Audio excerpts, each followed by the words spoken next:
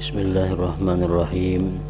Alhamdulillahi rabbil alamin. Wassalatu wassalam ala asyrafil anbiya wal mursalin Sayyidina wa maulana Muhammadin wa ala alihi wa sahbihi ajma'in.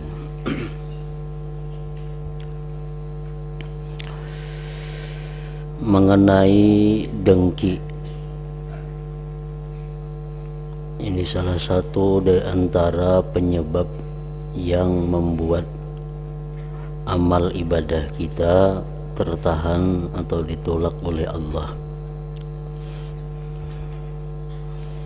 yaitu sifat hasad atau dengki. Maka ia merupakan suatu pekerti jelik yang merusak taat, lagi pula mendorong kepada berbagai kesalahan. Dengki yang dimaksud ini adalah mencita-cita hilangnya nikmat dari saudaranya, kaum muslimin dan muslimat. Tamanni zawalin ni'mah anil ghair, mencita-cita hilangnya nikmat dari orang lain, atau dalam istilah lain, kepingin nikmat orang lain itu hilang. Berarti mencita-cita atau kepingin itu merupakan perilaku hati. Nah, dengki itu memang adalah sifat hati. Bila dalam hati kita ada keinginan orang lain hilang nikmat, dalam hati kita ada keinginan orang lain itu sengsara, dalam hati kita ada keinginan orang lain itu kesusahan, nah, termasuk berarti dengki. Dan itu merupakan satu dosa yang besar dan sangat banyak berpengaruh kepada yang lainnya.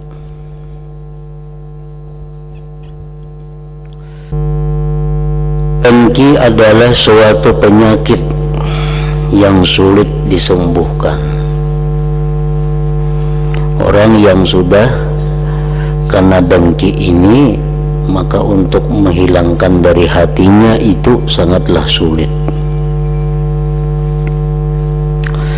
Banyak ahli Al-Quran, qari-qari dan ulama yang terkena penyakit dengki ini. Apalagi masyarakat awam dan orang-orang bodoh. Artinya dengki ini bukan hanya masuk ke dalam hati orang awam, tetapi dengki ini masuk juga kepada hatinya para ulama, masuk ke hati orang-orang yang ahli Al-Quran, sampai dengki itu merusak mereka dan menjerumuskan mereka ke dalam neraka. Seperti yang diceritakan Imam Syafi'i. Imam Syafi'i, beliau itu jatuh sakit, bahkan meninggal dunia akibat dipukul oleh ulama lain yang dengki kepada beliau. Jadi sampai-sampai ulama pun dihinggapi dengki, apalagi yang bukan ulama artinya. Tidak pernahkah Anda mendengar sabda Rasulullah sallallahu alaihi wasallam, sittatun yadkhuluna an-nar bisittatin, al-arabu bil asabiyyah, wal umara bil jawri, wad dahakin bil kibri, wat tujaru bil khiyanati, wa ahlur rasatiq bil jahli, wal ulama'u bil hasadi.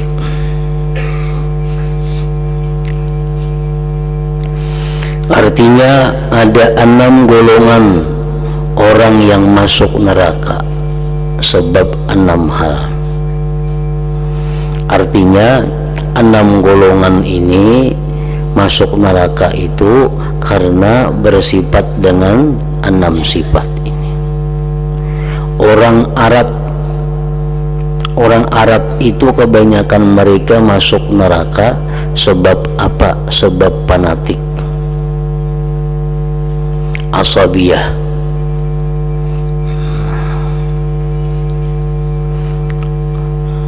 Sebab kekeluargaan, sebab kebangsaannya. Orang Arab itu sangat fanatik dengan keluarganya, dengan kebangsaannya, sehingga kebanyakan di antara mereka itu orang Arab meremehkan orang-orang yang bukan Arab. Nah, mereka sangat enggan kalau dipimpin oleh orang yang bukan dari bangsa mereka. Nah, jadi kebanyakan orang Arab itu masuk api neraka karena sifatnya itu adalah fanatisme. Nah, yang kedua, penguasa pemerintahan sebab jahat atau zalim. Para pejabat-pejabat, para raja, para pegawai itu kebanyakan mereka masuk neraka sebab zalim. Bukan sebab kada penyembahyang, bukan sebab kada pemuasa, bukan sebab menggibah orang, bukan sebab dengki, tetapi para penguasa itu kebanyakan mereka masuk neraka karena mereka itu berbuat kezaliman. Yang ketiga, kepala desa, tokoh kampung, kepala adat, kepala suku, itu kebanyakan mereka itu masuk api neraka sebab congkak atau kesombongan. Nah, di kampung itu paharatnya pembakal. Di pembakal itu iya sudah. Nah, kebanyakan mereka itu merasa sombong. Yang keempat, pedagang. Pedagang ini banyak masuk neraka disebabkan khianat. Disebabkan khianat, culas. Ukurannya, takarannya, timbangannya, dustanya, dan sebagainya. Jadi yang menyebabkan pedagang itu masuk neraka kebanyakannya adalah karena mereka itu khianat. Yang kelima, orang pedalaman, orang dusun-dusun, mereka itu sebab masuk neraka kebanyakannya adalah bodoh. Kadang mau mengaji, kadang mau menuntut ilmu, tahunya ke hutan aja melulu. Dan yang keenam, ulama. Ulama itu banyak yang masuk neraka, bukan mereka kada sembahyang, bukan mereka itu sombong, bukan, tapi kebanyakan ulama itu masuk neraka sebab dengki yang ada di hati mereka.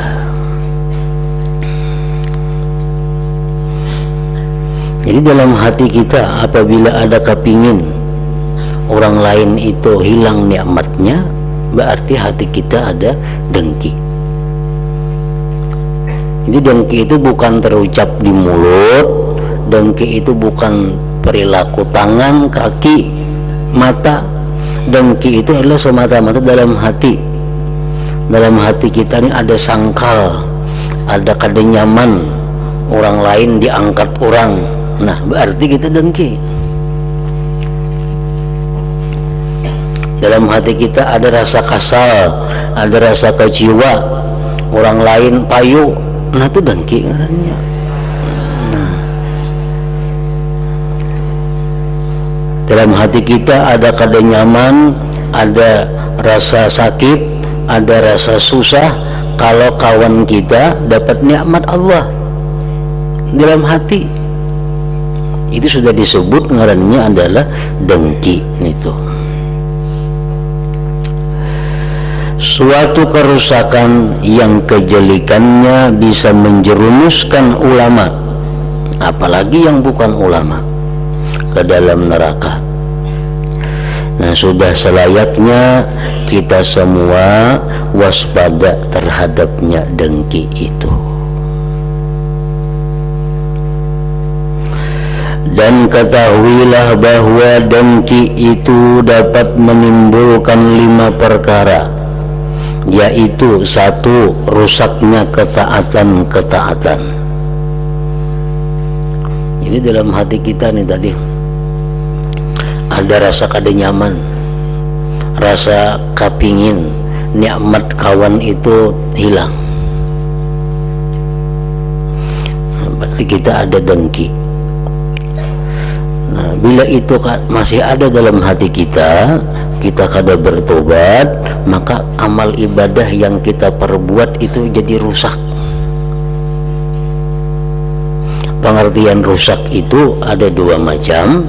1, tidak diterima oleh Allah, ini yang paling inti. Yang kedua, kada diterima amal ibadah itu dan membakar ibadah-ibadah nang dahulu.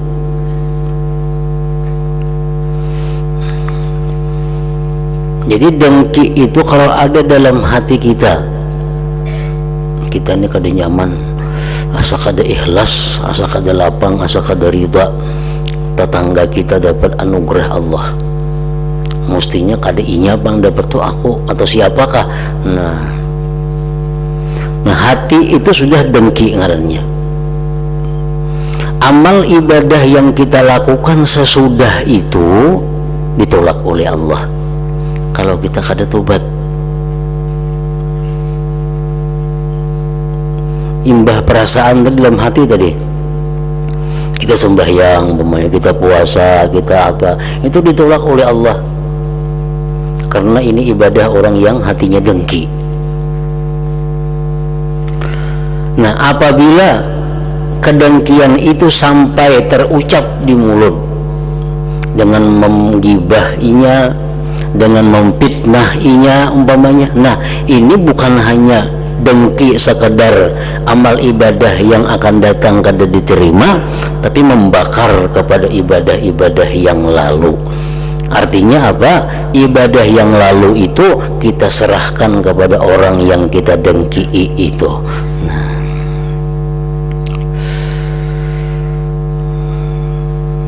rusaknya ketaatan. Jadi dengki ini ada hanya sekedar di dalam hati, itu berakibat ibadah sesudahnya ditolak Allah. Ibadah sebelumnya masih baik, masih utuh, kalau diterima oleh Allah yang dahulu-dahulu masih tetap diterima. Tapi kalau sudah ibadah dengki itu tak keluar, tak muntung, nah tak tindakan-tindakan zahir, itu bukan hanya dengki itu menyebabkan ibadah yang akan datang ditolak, tapi ibadah yang dahulu-dahulu ikut terbakar. Arti terbakar apa? Hilang, karena kita serahkan ibadah itu kepada orang yang kita dengki itu.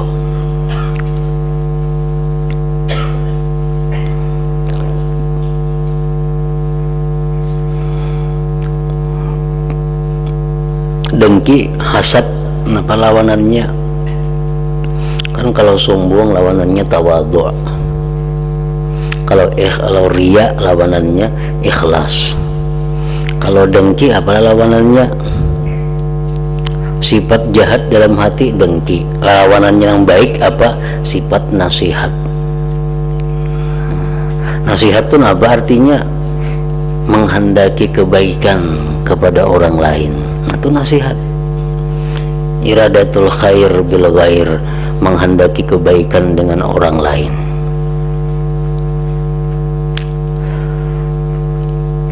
Jadi lawanannya dengki itu ya nasihat.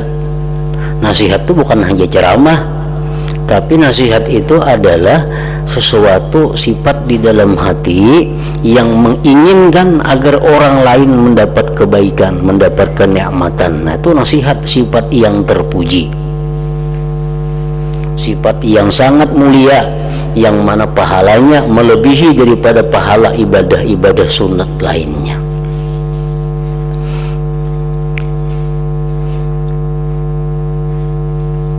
Seperti yang diceritakan dalam hadis, Rasulullah pernah bersabda di tengah-tengah sahabat beliau, ujar Nabi, sebentar lagi akan datang kepada kita seorang laki-laki ahli surga. Sahabatnya menunggu-nunggu, siapa laki-laki ini? Oh, sekalinya datang, ada orangnya kada dikenal, kada terkenal. Esok hari itu pulang, ya Nabi, sebentar lagi akan masuk ke tempat kita laki-laki ahli surga. Sahabat menunggu-nunggu, siapa orangnya? Oh, sekalinya semalam juga pulang datang orangnya, yang semalam juga, sampai 3 hari. Lalu ada sahabat Nabi yang bernama Ammar bin As atau Ibnu Umar, Abdullah bin Ammar itu.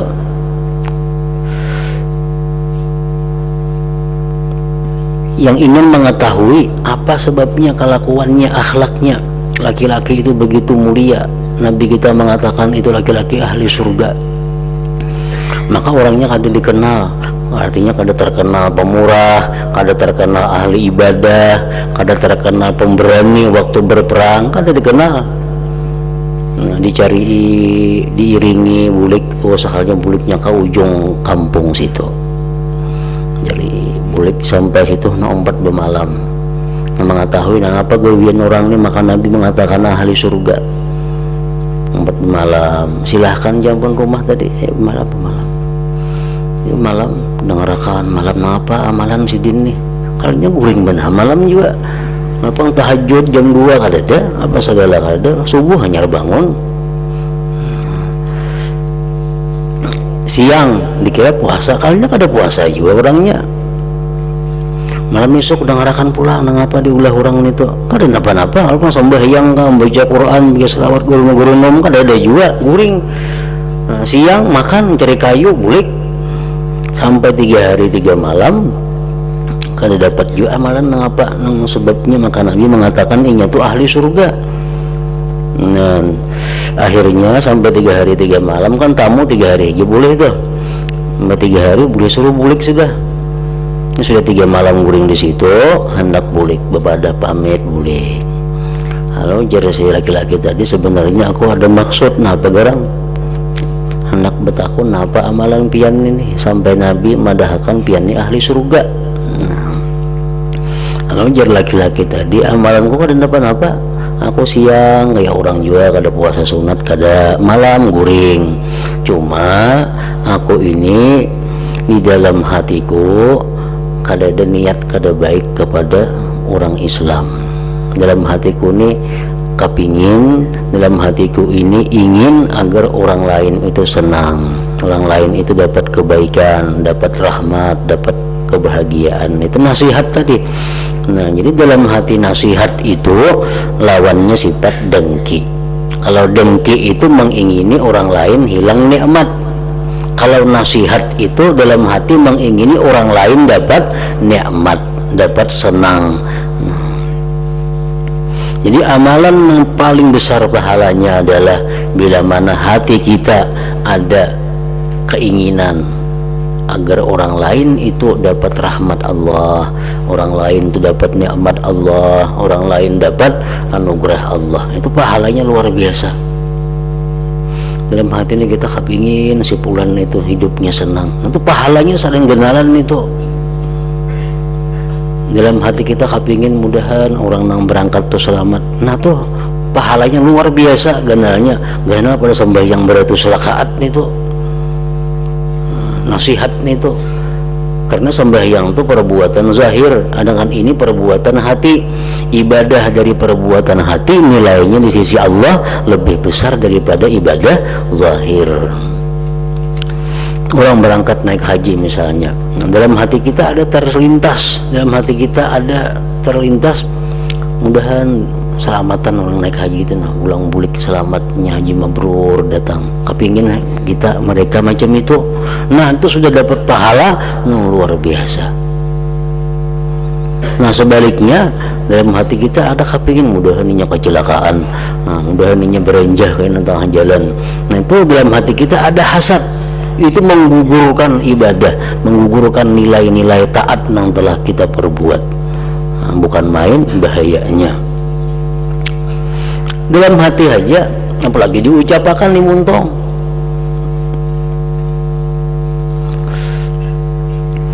Rasulullah sallallahu alaihi wasallam bersabda, al-hasadu ya'kulul hasanat kama ta'kulun naru hatab.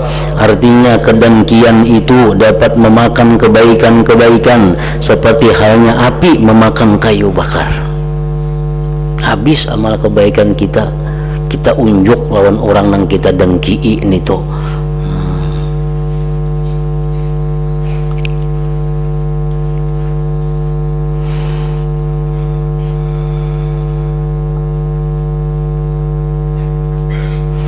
Yang kedua, bahayanya dengki, melakukan maksiat dan perbuatan jelek lainnya.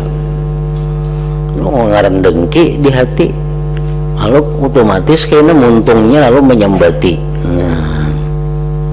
muntungnya lalu kini memitnah, muntungnya lalu memperinting, muntungnya lalu maulu-ulu orang itu dosa yang lain lagi. Akibat dalam hatinya ada dengki itu.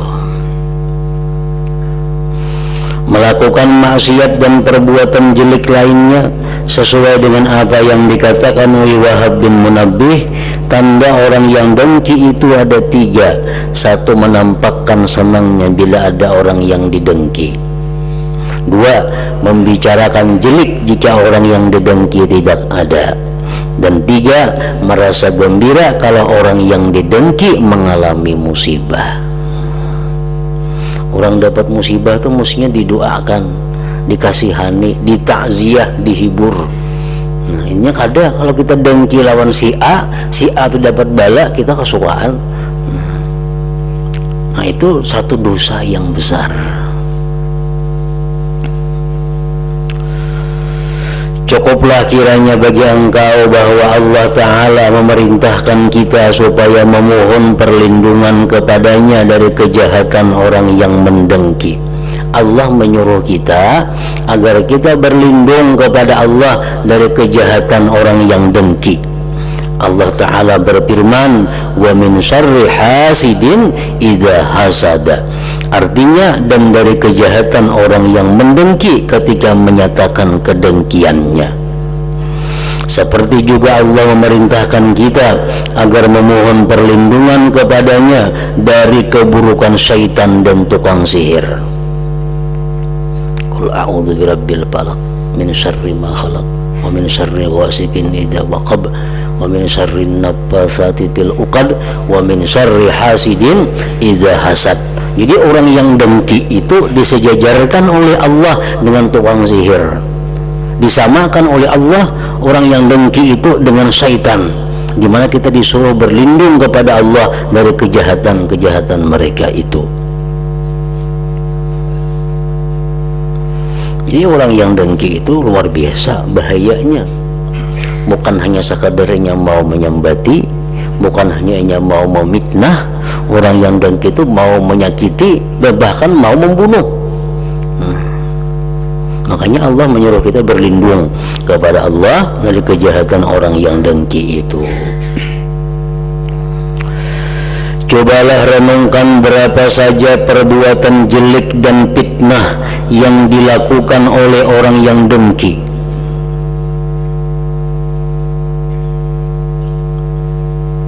Menggibah, memfitnah, istighfar, memperinting, istihza, maulu-ulu, tasmid, suka bila orang dapat musibah. Itu semua kejahatan orang yang dengki itu.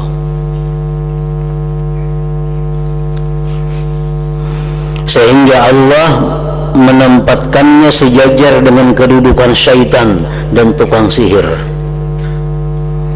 Sampai-sampai tidak ada yang bisa dimintai perlindungan kecuali Allah Ta'ala.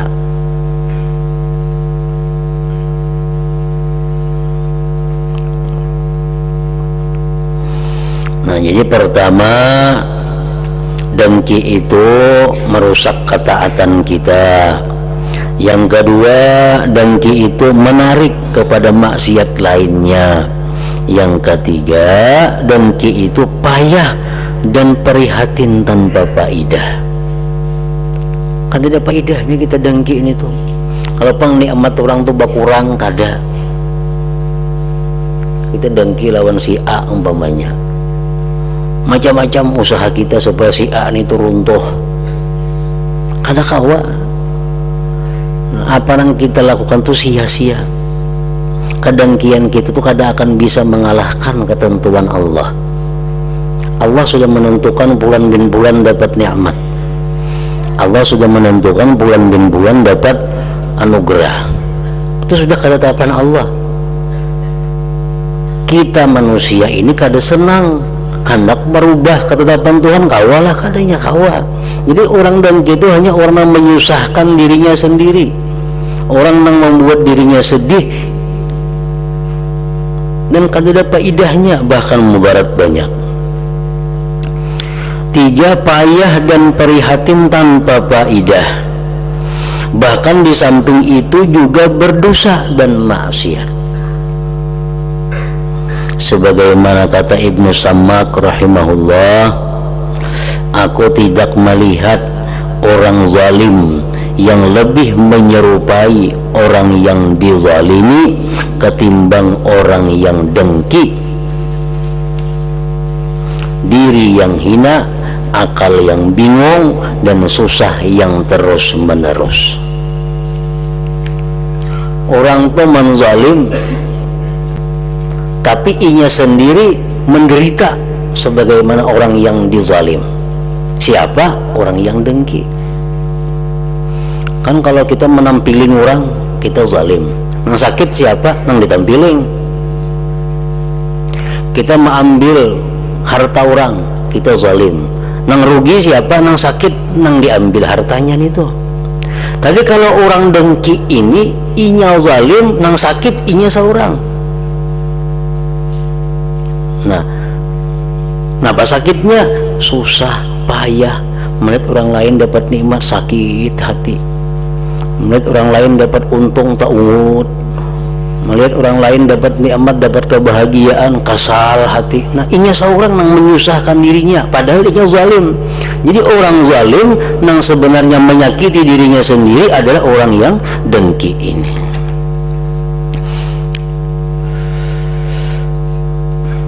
Nah, yang ketiga tadi bahayanya apa? Payah, susah, kada ada gunanya. Yang keempat, buta hati. Orang yang dengki itu buta hatinya, sampai hampir-hampir tidak paham suatu hukum di antara hukum-hukum Allah Ta'ala. Jadi orang yang dengki ini tuh pembicaraannya, pemahamannya kada sesuai dengan yang benar. Kenapa? Karena hatinya dibutakan oleh Allah Ta'ala. Memaham kitab salah pahamannya, nyampaikan hukum salah hukum yang disampaikan. Ini kada paham. Kenapa? Karena mata hatinya ditutup oleh Allah, sebab ada sifat dengki di dalam dirinya itu. Sufyan Al-Thawri berkata, hendaknya engkau melazimi diam, niscaya engkau menguasai wara, menjaga diri dari keharaman. Janganlah rakus mencari dunia, niscaya engkau bisa menjaga diri. Janganlah suka mencela orang lain, niscaya engkau selamat dari celaan orang.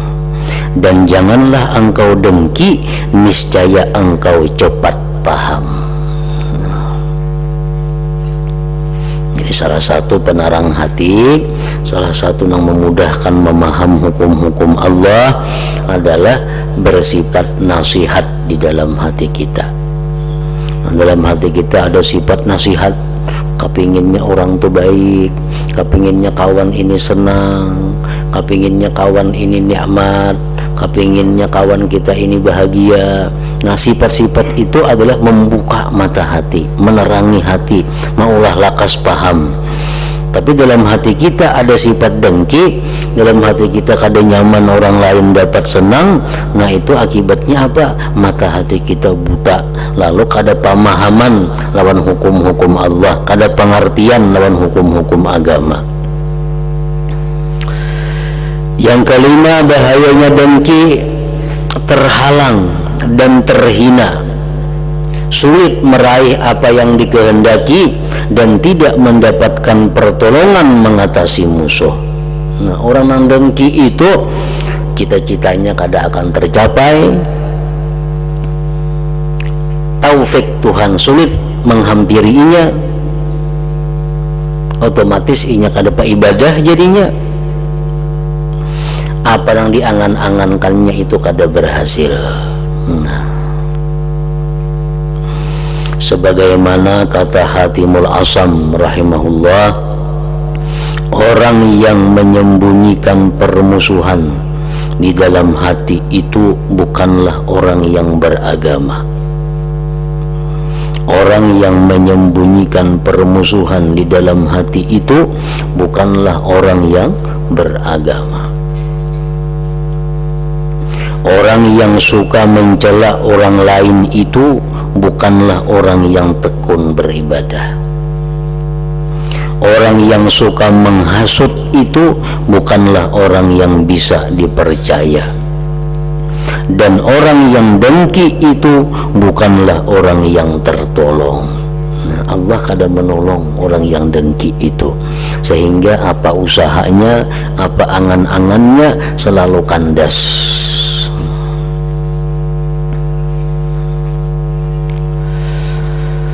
Bagaimana orang yang dengki dapat meraih apa yang dikehendaki, sedangkan yang dikehendaki itu adalah hilangnya nikmat Allah dari para hambanya yang muslim.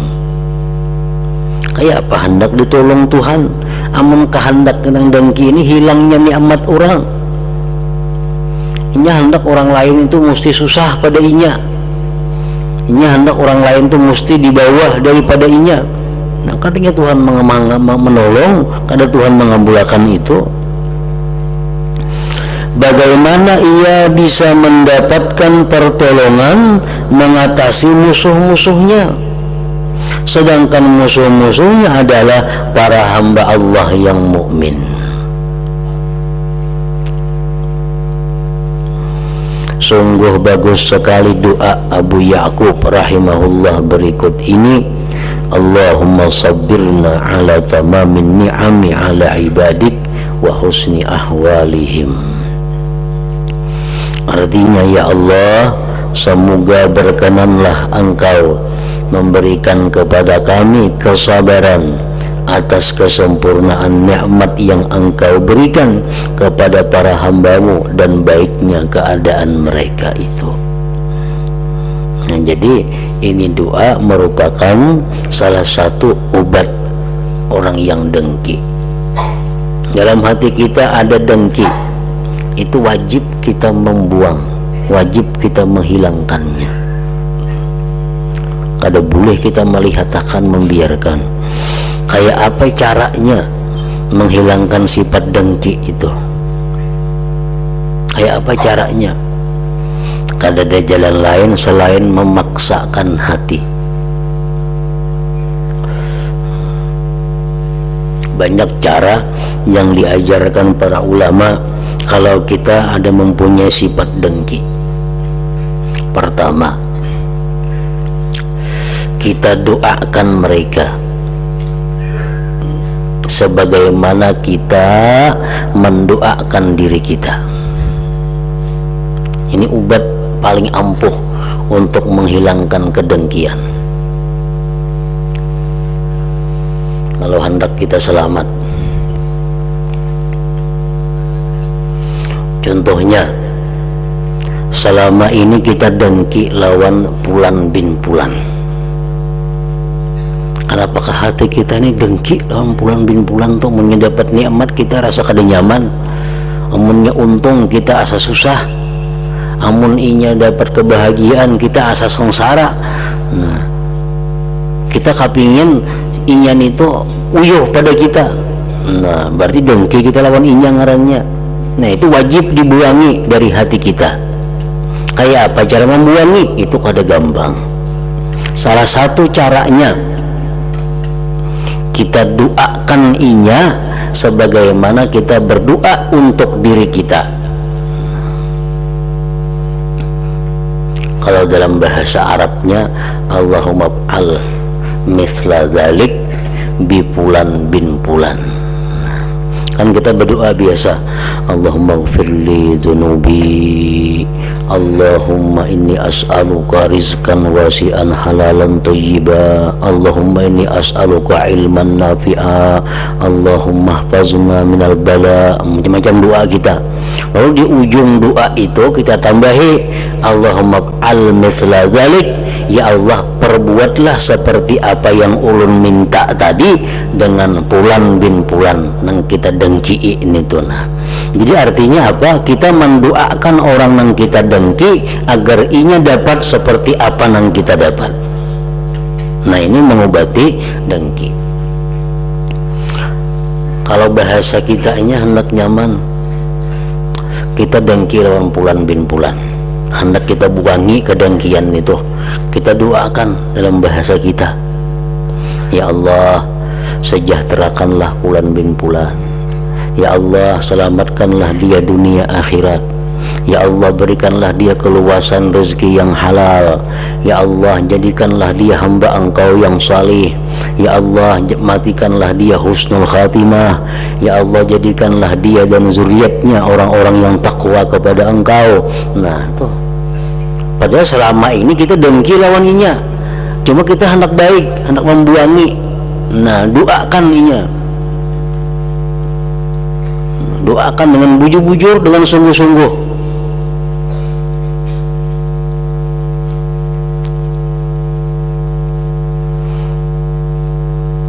Awal hati kita mendoakan itu, bila hati kita kau mendoakan itu dengan ikhlas, dengan lapang, dengan nyaman, berarti kedengkian kita sudah hilang. Kita ini ada bisi musuh, kita dengki lawan inya, kita muar lawan inya itu. Kita doakan tengah malam, ya Allah ampuni akan dosanya, sugihakan inya, jadikan inya dan keluarganya itu beriman, matiakan dia ke surga, selamatkan dia dari segala macam bala bencana, berilah dia kebahagiaan dunia akhirat. Nah, kita doakan orang yang kita dengki itu. Nah itu menghilangkan kedengkian. Satu. Yang kedua, untuk menghilangkan kedengkian itu adalah memuji dia. Nah, kita puji inya kepada orang lain. Si Anu tuh baik orangnya, ini. Padahal selama ini kita dengki benar lawan inya. Cuma kita hendak baik, kita hilangkan dengkian itu, kita puji inya di hadapan kawan-kawan kita. Yang sebelah rumah kota jam baik orangnya bagus, orangnya ahli ibadah, orangnya ini. Padahal kita saling muaran dulu lawan sebelah rumah itu. Nah, cuma kita hendak menghilangi. Nah, kita puji inya. Nah, dengan demikian dengki itu akan hilang sendirinya dari hati kita. Dan bahwasanya dengki adalah penyakit yang merusak taat engkau, memperbanyak kejelikan dan maksiat engkau, mencegah engkau dari ketentraman jiwa dan kepahaman hati, mencegah pertolongan Allah untuk mengatasi musuh dan meraih apa yang engkau kehendaki. Adakah penyakit yang lebih jahat daripada dengki ini? Ada ulama yang mengatakan, kalau engkau merasa tidak diijabah oleh Allah doa engkau, kalau kita merasa doa kita ini kata dikabulkan Allah, maka doakanlah musuh kita, niscaya engkau akan mendapatkan apa yang didapatkan oleh musuh itu. Kita ini berdoa lawan Tuhan, ya Allah luasakan rezeki, punahakan hutang, mudahkan segala urusan, jadikan anak ulun anak-anak yang saleh. pina kada kabul doa nih, utang pina bertambah aja hari-hari, rezeki pina makin sulit, kada mau kabul berdoa nih. Sudah berapa minggu bulan dah berdoa, kada pina ada perubahan lawan doa nih tuh. Ganti doa nih tuh. Kayak pemenggantinya, siapa di hati kita kira-kira orang yang paling kita kada katuju? Oh, Jahit ngarannya. Nah kita doakan Jahit tuh, sampai kita berdoa lawan diri kita ganti, ya Allah, hamba engkau Jahit itu nah, kayakan dia, lunaskan hutang-hutangnya, murahkan rezekinya, ampuni dosanya, jadikanlah anak-anaknya anak yang takwa, yang saleh kepada engkau. Nah niscaya Allah akan mengabulkan doa kita itu untuk Jahit dan untuk kita.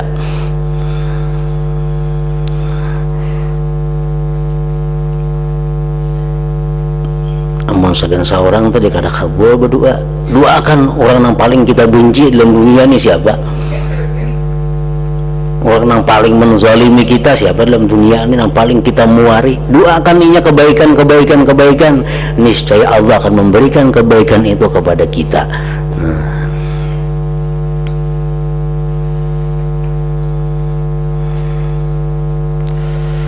Misalnya bisi anak saling nakalan, kada kau ditata diurus, sudah berdoa kasih itu kamari, sudah diusahakan, kada mau berubah anak nenek. Nah ganti cara nang tadi. Adakah orang nang kita muari selama ini siapa? Nang bayi si anak nang kakak itu juga. Nah kita doakan inya, ya Allah, hamba engkau pulang bin bulan, dia ada punya anak pulang bin bulan, jadikanlah anaknya orang yang saleh, jadikanlah anaknya orang yang takwa kepada engkau, jadikanlah anaknya orang yang suka menuntut ilmu agama. Nah ini saya doa kita akan lebih cepat dikabulkan Allah untuk inya dan untuk kita sekaligus.